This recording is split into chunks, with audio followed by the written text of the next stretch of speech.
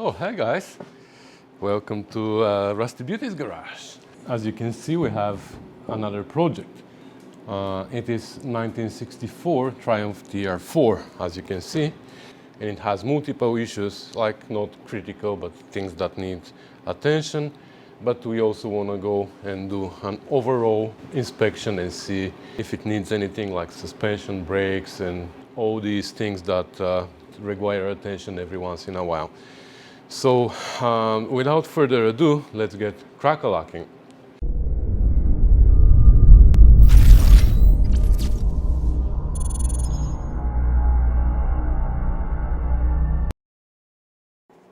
So I have a list here with 30 points of things that we need to check. They're mostly small things, but I'm gonna tell you some of the major ones. So we need to inspect the frame in the first place, because if the frame is not good, nothing else is worth doing, right? So we're gonna inspect the frame, and I'm told that the engine might require rebuilding, but we're gonna determine that. We're gonna check the compression, we're gonna see if it smokes and stuff like that, and we're gonna go from there. Then it has some electrical issues. The main one is there's one of the big power wires underneath the dash is literally burnt, and that's because this car has a positive ground, and somehow there was a short, and that wire, main power wire under the dash, got literally burnt. So we have to fix that, and we're gonna switch it to negative ground as it should be. We're also gonna convert it from a generator to alternator.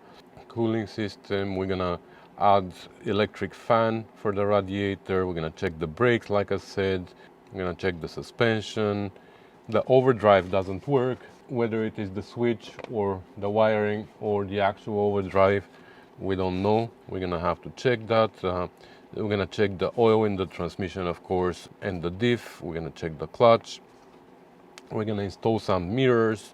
We're gonna check the carburetors, ignition coil, fuel lines, brake lines. We're gonna add an emergency release for the bonnet, and we're gonna even do some interior work, like we might need to repad the seats, because the passenger is not too bad, but the driver's side is, the foam is gone, so we will see. We might rebuild the foam, we might need to buy a new one, I don't know. The muffler also is leaking. So it's a long list, but of course we're gonna go and check everything ourselves as well. And I think the first thing, of course, is gonna be to check the frame, but then we're gonna start by checking the engine, because if that needs to be rebuilt, I'd like to start with that, because parts, machine shops and stuff, all that takes time. So if we have to take it out and take it apart, inspect it, order parts, and then we can start doing other things like electrical and stuff like that. But again, let's start by checking the car underneath. Now, actually, before we go underneath, of course, let's do a walk around and see what's here. And the door gaps look good, so the frame should be solid. Now it is on jack stands already, and with these cars, sometimes when you put them on jack stands, you can't even open or close the doors. But this one opens and closes perfectly, so that tells me that the frame is pretty good. So as you can see, the paint work is, it's not bad. I mean, there are scratches here and there, but in general I don't see rust or anything. Like there's cheap paint here, scratches here, faded here, but I mean, it's a driver and there's nothing wrong with it as it is. This door gap is worse, but it's not that it is too open up there. The problem is that the door is sticking too far out here. So I don't know if we can address that. We might try and do something about it. The problem is that here this is perfectly aligned, which means that the door is twisted. This is what I'm talking about. So when the door is sticking too far out here, it's too far in here, and that's the fix. You just pull out that corner and this one comes in. But I don't know. Anyways, we'll see if we can address that. Again, scratches here and there. over there as well, but it's not bad. You like the license plate? Okay, nothing crazy outside. There's this that happened recently, so we'll see if we can straighten this a little bit without cracking the paint too much. That's my worry. And yeah, the engine bay, I already took a look a little bit, and I noticed few things. Like, that's insane for me when you have a positive ground. So they took power for the radio from here, which we're gonna change. Of course, we're gonna have to change many things as we are converting it to a negative ground. It has this issue, I've been told, where it's leaking oil from the valve cover, from the cap, from here, which is weird because normally these cars, they struggle from lack of oil in the valve train, right? And even they sell those kits where you can take oil from right after the pump, and with an external line you add it to the head here, so you have more oil. Here it's exactly the opposite. And the other thing that I've been told was that, again, it is very weird that when the RPMs are low, the oil pressure is high, and when the RPMs are high, the oil pressure goes low, which makes me think that maybe the oil pressure relief valve is doing something at the high RPM. It's just opening and lets go of all the oil. I don't know. We're gonna have to check that. The carbs need attention. I test drove it, and it wasn't running very well. I had to play with the choke, otherwise it wouldn't pick up RPM as I'm driving. So we're gonna have to look at the carbs. The heater has been disconnected. They don't need it. Okay, that's fine. We might just put a bridge here because whatever coolant is left over in the heater core is leaking here and it's making a mess, so we might just cap those somehow. The generator was not charging very well at low RPM. The light was coming on as I was driving, and then I realized that, well, now actually it's cold and the belt is tighter, but when it warms up, it is really loose. Also, I don't know why, for what reason, this bracket needed to be extended, as you can see here, and it's all the way to its limit. Maybe this is the wrong belt, I don't know. But there's no point dealing with that because we're gonna change to alternator anyways, so that's not needed. This voltage regulator is gonna stay here. We're gonna just disconnect it, but we're gonna leave the voltage regulator there. And the wires, we're gonna do our bridges here and whatever we need to do for the alternator conversion. We're gonna do it to the wires only, and we're gonna hide them somewhere. Like I said, we're gonna have to add an electric fan. And let's look at the interior. And the interior is pretty good apart from the seat. So you see this one is nice and tight, but this one is loose, and I guess it needs just I have half an inch foam that I can add, and we will see. Oh, and it needs some weather stripping here that we're gonna order as well. And that's it for the exterior and interior. So let's go underneath now. All right, so let's start from the front here and see. Now the car is on jack stands, but in general it is really low. So this is probably like 3 inches above the ground, this radiator support here. And it has those marks you see from hitting here and there. But in general, it's in a good shape. So it's been oil sprayed, as you can see, and that preserved the frame. Now we're gonna be looking at frame and oil leaks at the same time because I don't want to go back and forth. So I already see that the engine has a leak.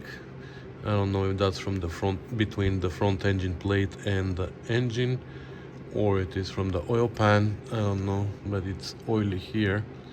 I could see drips in many areas when I went the first time underneath. But yeah, see the frame is bent here. but that's not an issue. I mean, it's solid. Yeah, looks good here. We're gonna take the wheels off and we're gonna check the suspension, the bushings and everything later. So for now we're just looking at the frame and the engine. The engine has oil leaks from everywhere, I think. Unless this is sprayed, but I don't think this is the spray that they sprayed, because you see it has literally has drips here and there, and this is engine oil here. It's not the transmission, because you can see the transmission here. Let me see. The transmission here, the oil is different color. The oil that drips from the transmission here is different color.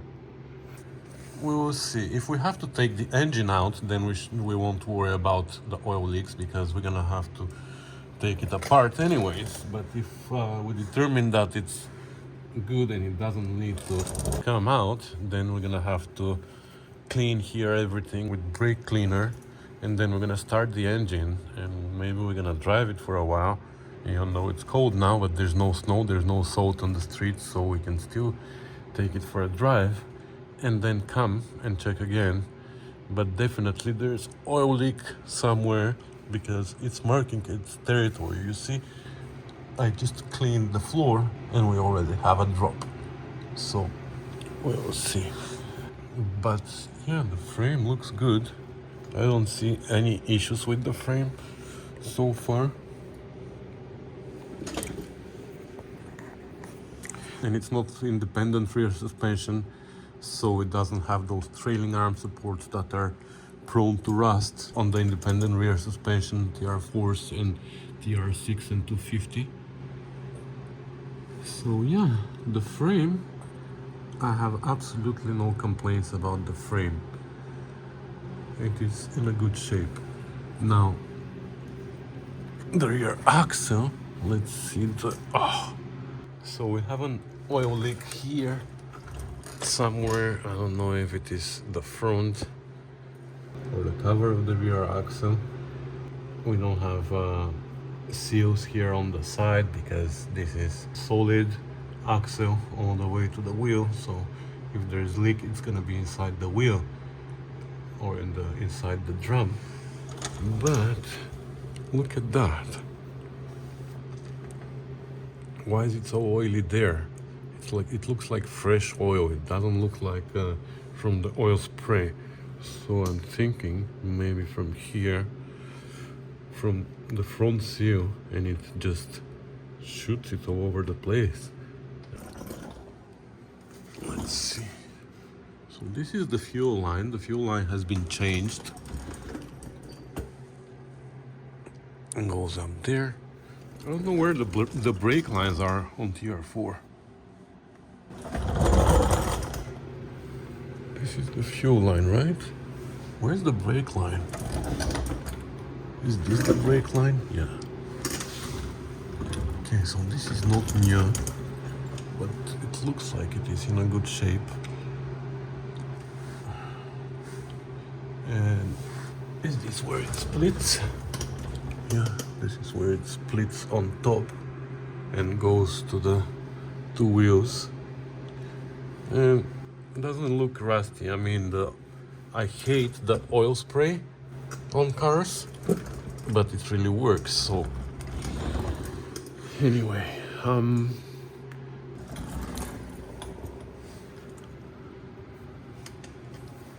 just looking for the exhaust leak as well, and I don't see it.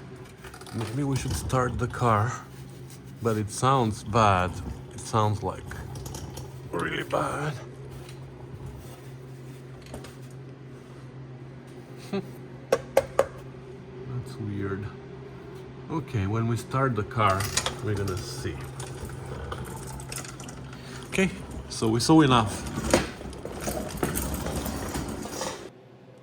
Now we said we're gonna start with the engine, and the first thing is I wanna check the compression, right? But we need a solid starter for that. And I noticed that every time I try to crank it, it is like really weak. And I checked the battery already, and it is actually 12.5. So the battery is good. It looks like it is, well, it's from 2016, but I don't know, holds voltage. But look what happens. Now I have to be careful with that, because you see I have this on my tool, this is ground, this is negative, and if I touch it anywhere, just, you see, it sparks. So I have to be careful with my tool. Normally when you work on a negative ground vehicle, this just hangs and it touches everywhere, but on this car I have to be careful with that. So see what happens with the starter, especially when it's cold.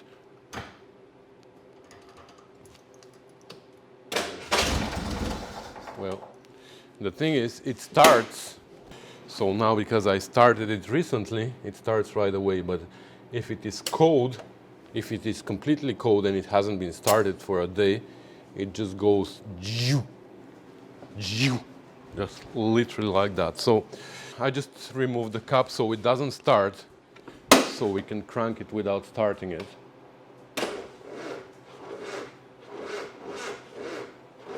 You see, that's how it cranks. I want to see what the voltage does in the meantime. We have 12.3. Yeah. It goes to 9.5. So maybe the battery is gone. I don't have a battery tester, but we'll see. Let me put it on a charger and see if it's gonna crank better. All right, let's see how it is gonna crank now.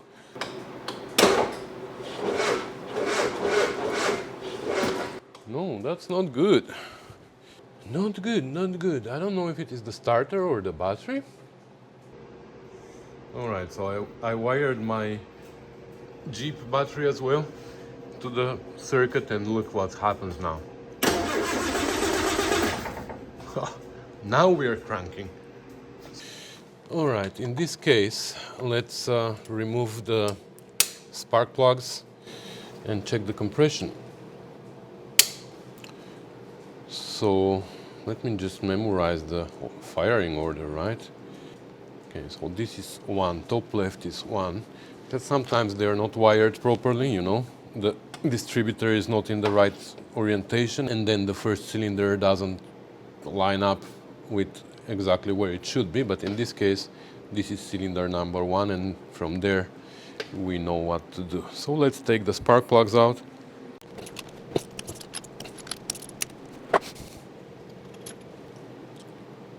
Okay, oil. There's oil in this cylinder. Oof, even more oil here. This one is oily too. It's not good. Same here. Lots of oil. So we're gonna disconnect the ignition coil. Can block the fuel line though, so we don't suck fuel into the cylinders. But I don't see a way, because it's a hard line all the way from the pump to here, and here it is very short hose that I can't clamp. Plus the float bowls are full of fuel anyways, so whatever, we're just gonna crank it as it is. And let's see. So let me bring out the compression tool. So we're gonna open the throttle all the way, and we're gonna crank it 5, 6, 7 times. I don't know.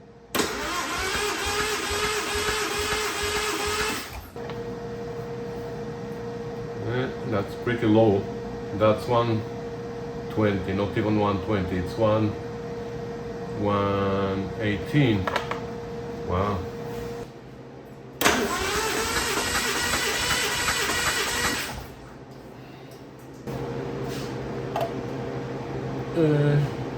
130. 131 maybe. Pretty low. I was expecting somewhere around 150. 120 is pretty low.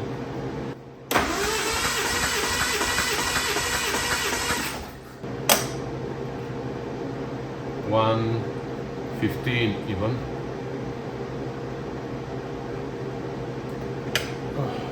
Yeah, and with the oil in the cylinders, looks like it is probably the rings.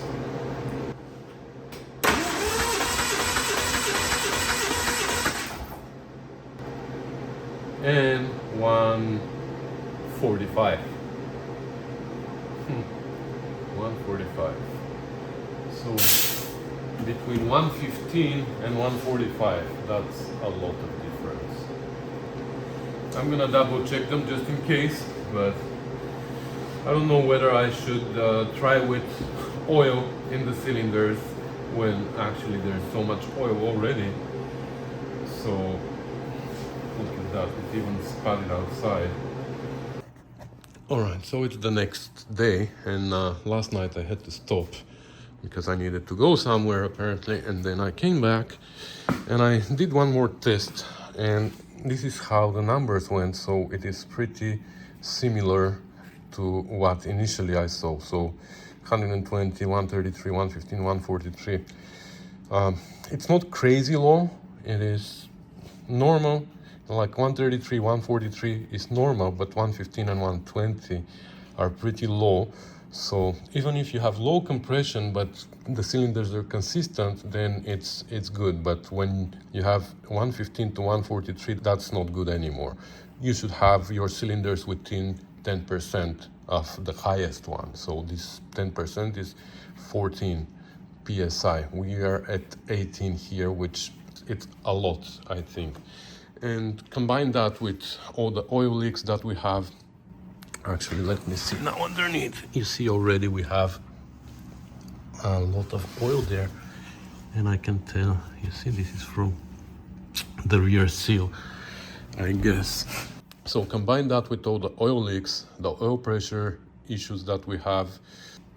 I think it's best if we pull the engine out and just hopefully it doesn't need total rebuilding. I mean, it doesn't need machining the head and doesn't need new liners, for example, or pistons. Maybe it's just broken ring somewhere or a valve that is not closing properly. I don't know. So I think it's best if we take it out and go over it. Hopefully it is just new rings, seals, gaskets. I had few occasions like that when the engine didn't need much. I mean, everything was perfect except valves or rings and stuff like that. So I will see. We're gonna consider that, taking the engine out, and since it's coming out, we're gonna take the transmission out as well, and we're gonna change the rear seal maybe, and try to fix whatever the problem is with the leaks on the transmission as well. Other than that, the transmission worked great. The transmission was it's clicking nicely into gears and not grinding, nothing. It was perfect, but it leaks. So anyways, we're not gonna do that right away. We're gonna think about it, and before we even take the transmission out and before we even start doing that, I wanna make sure that the electrical and everything is done for the overdrive to work, because the overdrive right now is not working and I don't know why. So we're gonna troubleshoot that before and if we take the transmission out, because it might be just electrical or something. We will see. Or maybe we can troubleshoot it on the bench when it is out. It's not hard just to hook it up to my stand and see how it performs, but we will see. Anyways, in the meantime, this morning I started taking out the wheels here and just to inspect the suspension, and as far as I can see, it doesn't look bad. I mean, somebody greased the bushings here and everything. The bushings don't look bad. Let me see if I can poke them with something. Like you see here, they're nice and soft and not cracked. So I don't think it needs to be rebushed. This one, look, this one is spinning. David Tushingham was telling me, because I'm not really familiar with TR4, but he was telling me that there's a bushing underneath, and these are like thrust washers on the side, so it's not on the TR6 we have two bushings with rims at the end. This here is one bushing in the middle with the two thrust washers on the side, but they look good. I don't know, I can't tell much about the ball joint because it's under tension, but I think, I don't know, I have the feeling like I was poking it with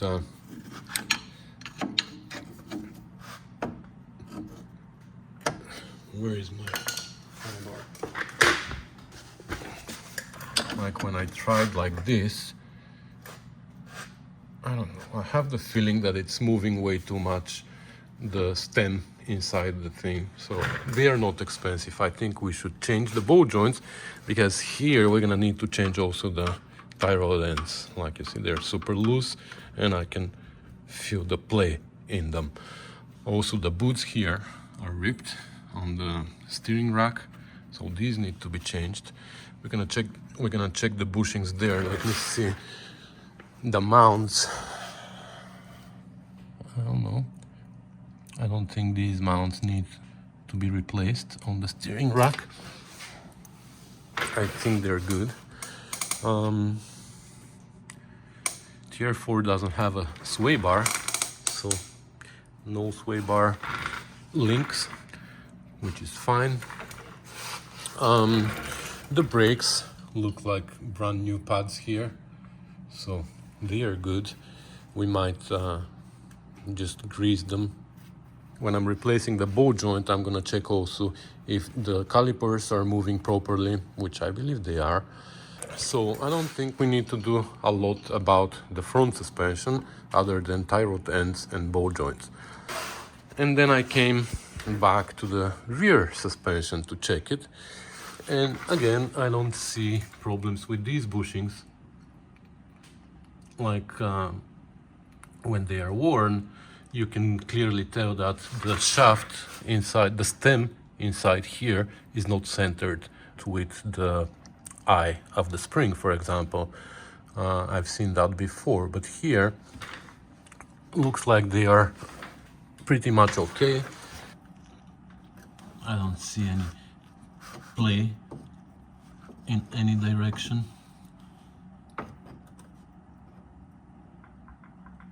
It's the normal movement of the rubber bushing. So I think we are good here. We don't need to do anything. The lever shocks, we're gonna service them. We're gonna take them out and we're gonna make sure they have enough oil. And that's not a problem. The link here,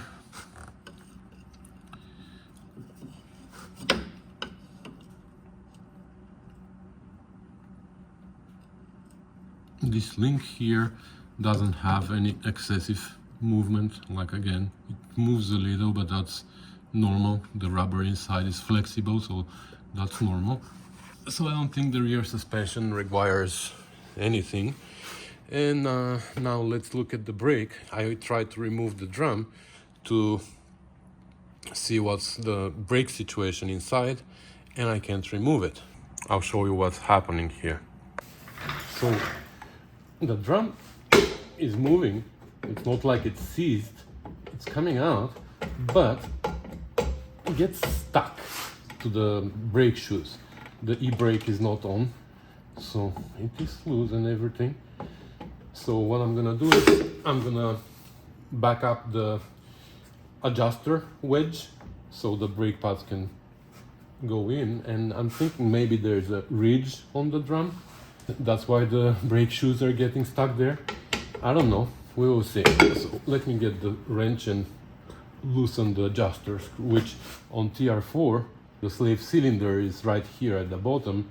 You will see when I remove the drum, the cylinder is here and the adjuster is right here at the top.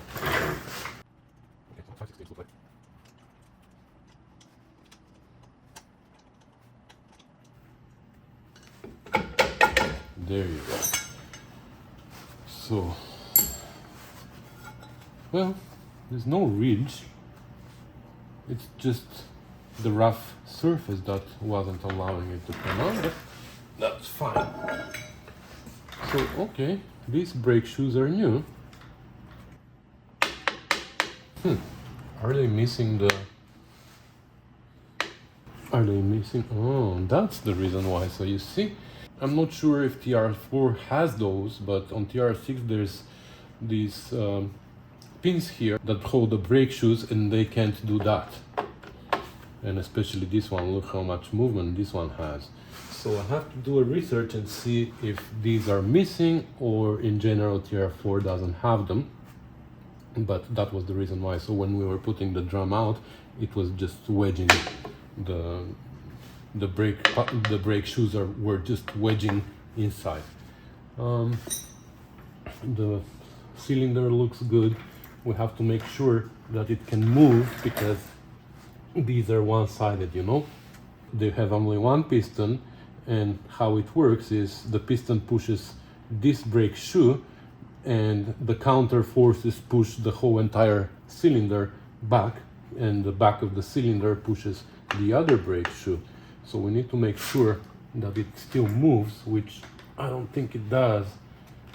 Oh yeah, it moves a little, has a little movement, so we might take these apart and grease it nicely and grease the wedge here, but it looks good.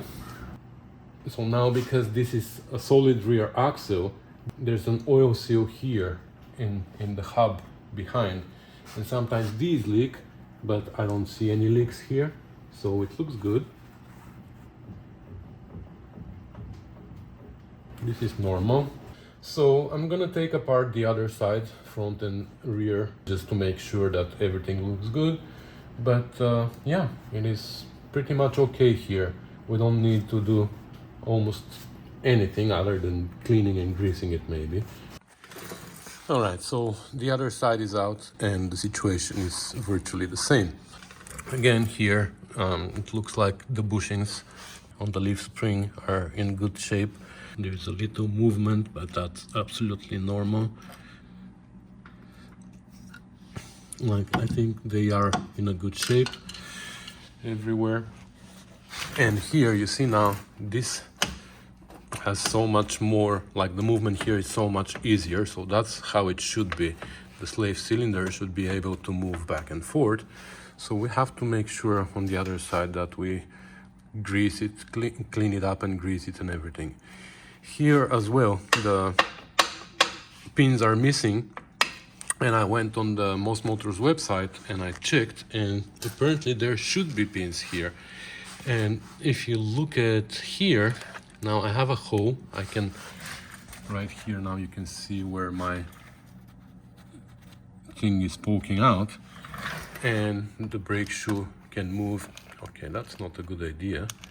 That was the closest thing I had. Let me grab something else.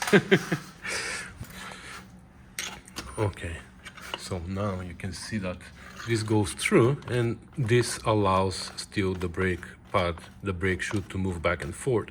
So that's how it should be. However, on this side, there's no hole, because the hole is a little bit over it, somewhere here. You can see it. I don't know if you can see it here. Where is it? Right there. Okay, so I can push the brake pad, but that ends up somewhere here. And the reason for that is because this brake shoe is installed backwards. This needs to be flipped. So we're gonna order these pins. But other than that, everything looks good. So we're just gonna order these. They're cents. So we're gonna order these and we're gonna add them. We're gonna flip this brake pad. We're gonna grease everything. Again, I don't see any leaks here from the axle, so that's good. We're gonna take out the shock though, and we're gonna make sure that it is full with oil. And that's it for the rear suspension. And the front one, exactly same situation. Like, all the bushings look in a good shape, and again, the boot here is ripped, So we're gonna order new boots for there. This again, the tie rod end, it's too easy to move around and it's making noise. Here, the ball joint, again, I can see, but here we have something else. Again, I can't tell if the ball joint is perfect. I have the feeling that it is a little bit loose, but I don't know. But there's something else here. There's a little play, I believe it is on the hub here. You can see, you can hear it. And I'm looking at the ball joint, it doesn't move from there. The link is staying stationary. The rotor is what moves. So I believe it's the bearings on the hubs. They might just need greasing and tightening a little bit the nut, or we might change them. So that's something to consider. We will see about that. But other than that, nothing serious here. Again, brake pads are new. We're gonna make sure when we're doing other stuff, we're gonna make sure that the calipers, the pistons on the calipers are moving properly and the boots are in good shape. And that's it. Okay, and before we call this general inspection done, there are two more things that I want to do. We're gonna open the door, even though it's pretty cold outside, it's raining today, but anyways, we're gonna open the door, we're gonna start the engine, we're gonna warm it up, and I'll see if I can adjust the carbs a little bit, even though I don't think these are adjustable. These are the early Strombergs that I don't think they have adjustable needle, but we will see. Anyways, I want to take a look at the carbs, and I want to go underneath as the engine is running and see if I can find the exhaust leak. And the last thing is I want to see the overdrive. It's an A-type overdrive, so I can go and manually move the solenoid and see if that's gonna affect it. So that's gonna tell me whether the problem is electrical or internal of the overdrive, if it's working or not. If it is internal, then we might not even do anything about it. The owner told me that he might be able to live with that. But if it's working when I move the solenoid manually, this means that it's either wiring, switch, or the actual solenoid or whatever, something that we can fix easily. So these are the things that I want to do. But we're gonna do these in the next episode, because this one is way too long. So thank you for watching, guys. Thanks for commenting and subscribing, and I'll see you in the next one. Bye.